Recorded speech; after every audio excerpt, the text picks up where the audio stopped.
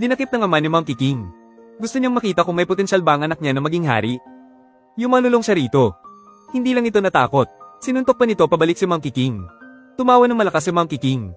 Ito ang dapat na maging tagapagmana ng trono. Wala pang 2 segundo. Hinayla ulit ng kalbong unggoy ang isang maliit at payat na unggoy. Ang pangalan niya ay Mendel. Ipinanganak ilang segundo bago si Lowell. Ayon sa tradisyon, si Mendel ang dapat na maging tagapagmana ng trono. Pero inisip ng kalbong unggoy na masyadong mahina si Mendel, nakakasira sa imahe ni Monkey King. Hawak ang 2 anak, isa't isa sa kanyang mga kamay. Hindi alam ni Monkey King ang gagawin. Sa oras na ito, sinusula ni Lady Pink si Monkey King. Hindi dapat makita ng mga nasasakupan ng mahihinang nilalang na ito. Dapat itong itago at patayin.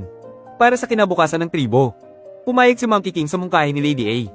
Pinakawalan niya si Mendel sa payat na unggoy. Lihim na itinapon ng payat na unggoy si Mendel sa bangin. Mabuti na lang at taawa ang langit. Nasabit si Mendel sa mga baging sa ere. Muntik na siyang kainin ng mga gutom na lobo. Inisip ni Mendel na isa lang itong laro. Hanggang sa kinagat ng gutom na lobo ang kanyang braso. Habang nasa bingit ng kamatayan ng kanyang kapatid. Ang kanyang nakababatang kapatid, si Lowell, ay nagsasagawa ng seremonya ng pagmamana. Tinatamasa ang hiyawan ng mga tao. Pero hindi pa patay si Mendel. Isa pang unggoy, si Big Nose, ang nagligtas sa kanya.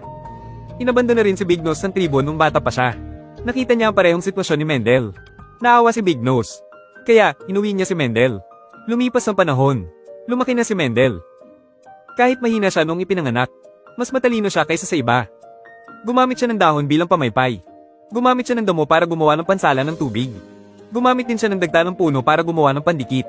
Isang araw, nakita ni na Big Nose at Mendel ang mga unggoy na naglalaro ng sipa. Nagtago sila sa puno para manood. Ang naglalaro sa field ay ang kanyang kapatid, si Lowell. Magaling siya at matapang. Nakakuha siya ng maraming palakpakan. Habang nanonood sila ng laro, biglang lumipad ang bola sa harap nila. Hinabol ni Big Nose ang bola. At naantala ang laro. Gumulong ang bola sa isang butas. Sinimulan ng mga unggoy na bugbugin ang nanggulo.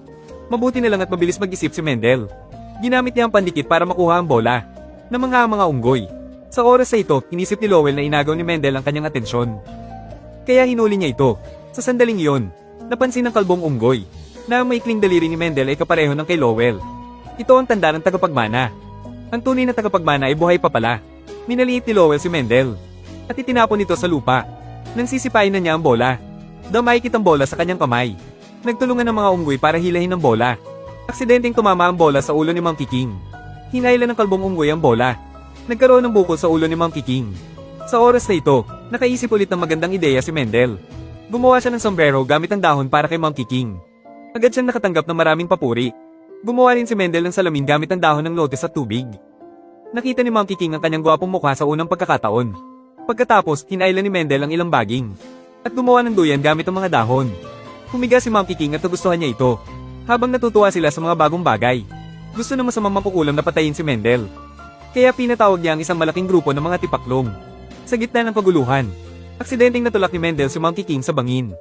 Agad na inakusahan ng makukulam si Mendel ng pagtatangkang pagpatay sa hari. Agad na itinulak ng mga unggoy si Mendel sa gilid ng bangin. Sinasamantala ang pagkakataon, hinawakan ni Lowell ang leeg ni Mendel. At itinapon ang kanyang kapatid sa bangin. Pagkagising ni Monkey King, galit niyang tinanong si Lowell kung bakit niya pinatay si Mendel. Tinanong siya pabalik ni Lowell. Hindi ba't ganoon din ang ginawa mo noon?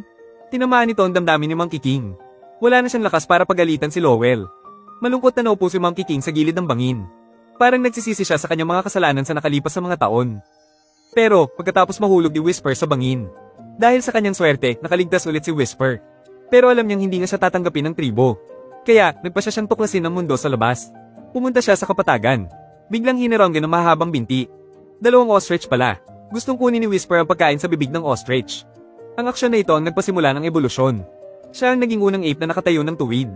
Sa sandaling iyon, natuklasan ni Whisper ang ganda at lawak ng mundo habang nakatayo. Ngunit hindi pa niya ito lubos na napagmamasdan. Isang kawan ng mga gutom na lobo ang sumugod sa kanya. Tatakbo na sana si Whisper. Nang matuklasan niyang paatras lang siya nakakalakad. Kaya dali-dali siyang humarap. Pinagmasdan ng paggalaw ng mga ostrich. Muling ginamit ni Whisper ang kanyang pambihirang kakayahan sa pag-aaral. Mabilis siyang humarap. At nagsimulang tumakbo paarap. Siya ang naging unang ape na tumakbo sa kapatagan. Ginulo ng mga lobo ang mga rhinoceros. Na-corner si Whisper. Sa bingit ng kamatayan. Bumagsak ang hari ng mga unggoy mula sa langit. Galit na hinampis niya ang kanyang dibdib, agad na napuno ang kanyang lakas. Sinunggaban niya ang isang rhinoceros. At inikat ito, diretsong pinatay ang mga lobo. Ngunit pagkatapos, isang rhinoceros ang sumugod kay Whisper na walang kalaban-laban.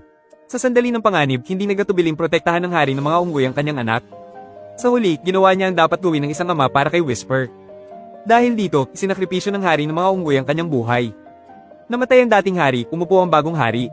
Ayon sa tradisyon ng tribo ng mga ape, kailangan kainin ni Nika ang kanyang ama upang manahin ng malakas sa kalooban ng dating hari. Nang akmang kakagitin na ni Nika, dumating si Whisper at sumigaw upang pigilan siya. Biglang kumulog at tumidlat ang langit. Natakot at nagtakbuhan ng tribo.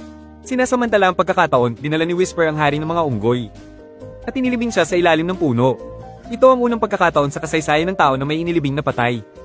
Biglang nagbago ang panahon, nabuo ang isang buhawi. Sa kasamaang palad, nadamay si Whisper dito. Dito niya nakilala ang kanyang Diyosa. Ito ang unang pagkakataon na nakaramdam siya ng pag-ibig. Akmang hahawakan ni Whisper si Jasper. Nang tanyayan siya ng malakas na hangin. Sa kasamaang palad, nahulog si Jasper sa bangin. Mabilis na nag-isip si Whisper at itinali ang lubid sa kanyang baywang. At kinarga si Jasper sa kanyang likod. Malapit na sa tuktok ng bundok, biglang naputol ang lubid. Mabuti na lang at malakas ang mga hita ni Whisper. Dahil sa kanyang malalakas na binti, ligtas siyang nakaligtas.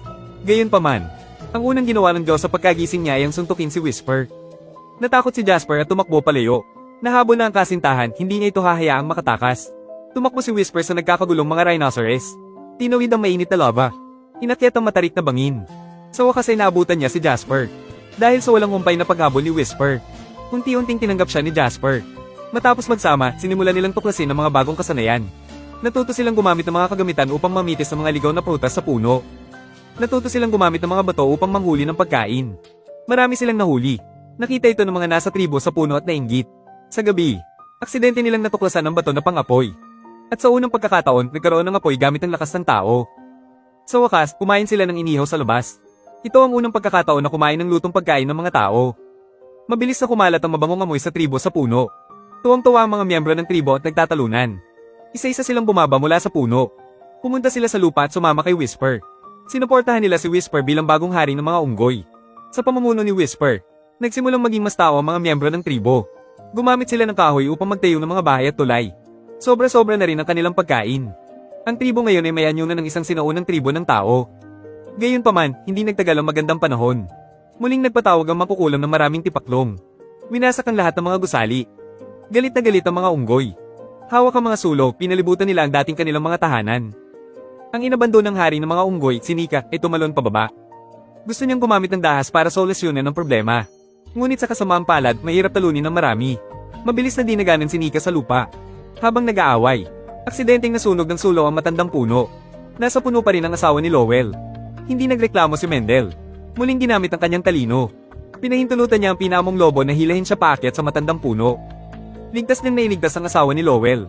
Ngunit siya mismo ay nadaganan ng isang malaking nasusunog na troso. Sa bingit ng kamatayan, sumugod si Lowell sa huling sandali. Pinasan si Mendel palayo sa naglalagablab na apoy. Ang tunay na pagmamahala ng magkapatid ay naipakita ng buong buo. Ang mangkukulam ay sa wakas ay nakatanggap ng nararapat na parusa. Pinagmasdan ng magkapatid ang kanilang dating tahanan na natupok. Sa wakas ay nabura na ang lahat ng alitan. Mahigpit na nagyakap. Pagkatapos, pinangunahan ni Mendel ang kanilang tribo sa isang paglalakbay. Matapos tawirin ang isang lambak, sa wakas ay natagpuan nila ang isang paraiso, isang lugar na akma para sa mga unggoy.